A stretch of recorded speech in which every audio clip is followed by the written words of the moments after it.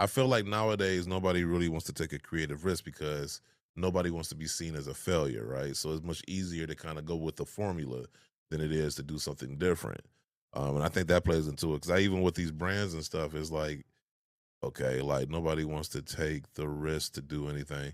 Because I was thinking about the Adapt line, and I was like, I really hope Nike brings that back one day because that was so unique. Now, yes, it was expensive, but so are a lot of things that are new, right? When they hit the market, they're new. And then over time, once they become more refined and produced, the price goes down. Like I think about DVD players. When they first came out, it was like $400, $500. By the end of their run, you can get you can get a DVD player for $20, you know? Shit, if that. So it's just, so for me, you go pick one up from the thrift store. You gotta fail forward. You 100%. have to fail forward because that's how you can't say you're scared to take risks because if you able to be in this predicament now because you make so much dope and futuristic stuff back in the 90s, early 2000s, right? Yeah. At some point, you're gonna need to 20 years from now, need to sample something from 2025, 2010, 2011 to trying to keep that motion going, right? Yeah. Because at some point, people going to say, okay, I done bought this shoe for the 4th time. I'm good. Right? Yeah. So, and then the next generation, that shoe's not going to mean much as it is to that person.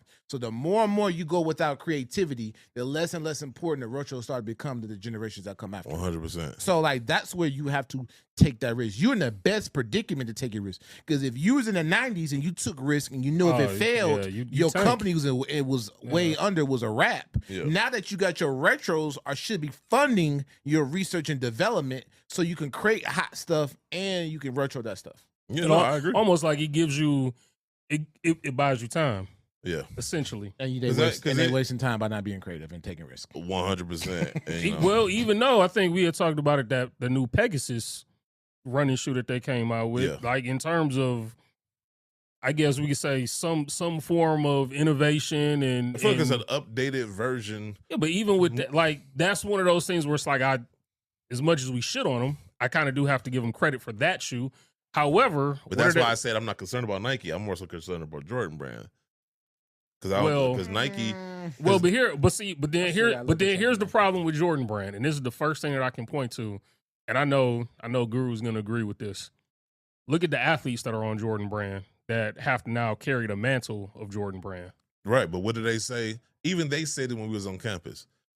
No matter who they got, they're all under the shadow of Michael Jordan. No, I understand that, but look at who they have. You got Zion Williamson, always hurt. Yeah, it's probably gonna I don't even know how much longer right now, but he's been better this year than last year. Well, he's been better since he came back from the injury. Yeah. You got Luka, who not to Luka's fault, maybe lucked up by getting traded to LA, but that's something that's gonna stay with him at least for the rest of this year. Of hey, the Mavs basically didn't want you, or Nico Harrison was drunk and did something crazy. Yeah, and then that trade looking real bad right now. Right, and then you got Jason Tatum, who everybody always points to. That Nike though.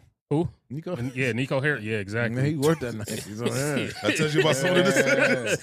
But then you got Jason Tatum, who everybody always says might not even be the best player on his own team. He's the most boring athlete I've So that's ever what I'm seen. saying is like Jordan Brand as a brand, they haven't had anybody I feel like that can carry the mantle similar to a Michael Jordan since they had Melo and D Wade. Those would be the only I don't two. think it matters. I think no matter who they get, they're always gonna take a backseat. And this is what I was saying about Nike. The distinction is like they've had plenty of athletes. When you think of Nike, you think of the swoosh. When you think of Jordan Brand, you think of Michael Jordan. And I think that's the key distinction. And I even said there's not one thing that's new from Jordan Brand that anybody's excited about. This is a milestone year that your Jordan 40 is supposed to drop. You ain't heard a fucking peep about it, but people know about them 11. I see more discussion about what 11s we're getting versus what them Jordan 40s is gonna look like. What they're gonna pull from. I think which shoe are they supposed to be pulling from for that? C-Man 4 is dropping this year. No, I'm talking about the Jordan 40 is supposed to pull from which signature shoe?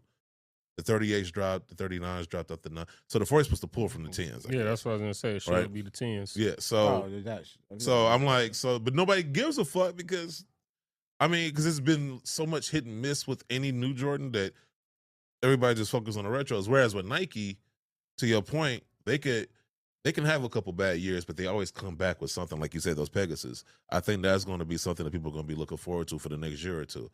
And Lord knows what they're going to drop after that. But they got so many different things because they can lean on the Air Maxes. They can lean on their basketball category.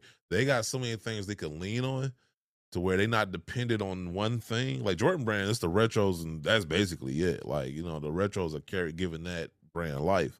And once people get bored of that, because there's only so many times you can retro the black cement 3s and the Chicago 1s, to Gruel's point. You can't keep dropping them every 4 years because now they're going to.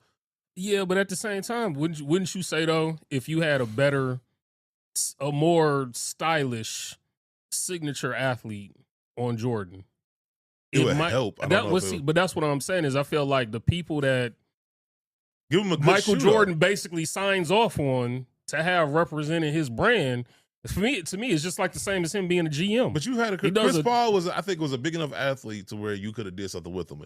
Y'all gave him every shitty shoe imaginable. He ain't lying. Honestly, what they should do, not to say that they shouldn't give any of these dudes a signature shoe, just make better designs. Oh. But like, if you talk about continuing the retro line, like there should be a Tatum 4 or a Luka 5 and a Chris Paul 3, or you know what I'm saying? Like, man, Rui get his own shoe, and I don't even know why he got that, other than just because he got that Japanese. Oh, you know that? I know that's why. But I think, that's the reason why. But I feel like because I was about to say it before. I feel like you need to keep the retro thing going. So I don't know. It could be opening night.